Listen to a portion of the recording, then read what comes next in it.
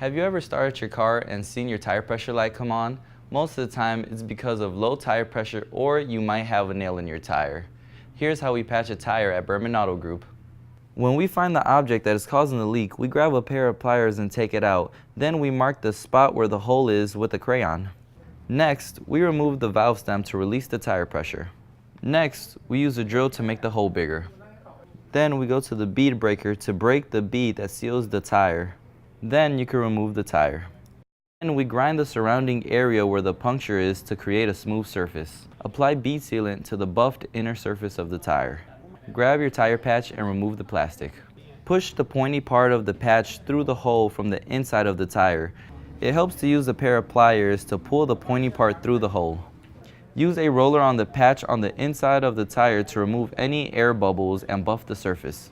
After that, you should use bead sealant on the inside of the tire. Cover the entirety of the patch and some of the tire. Next, you let it dry. Now we reinstall the tire. Grind off any of the remaining bead sealant with an angle grinder. Apply bead sealant on both sides of the rim. Lubricate the inside and the edges of the tire. Push the tire back onto the rim. This will secure the back of the tire.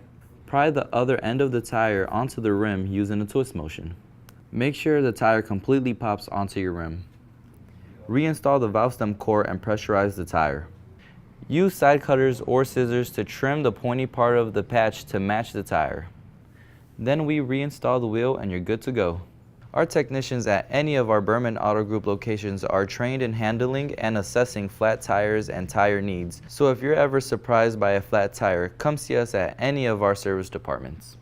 No matter what, Berman Auto Group has you covered. Visit any of our service locations for any of your vehicle needs. Thank you for watching, and make sure to stay tuned for more with Berman Auto Group.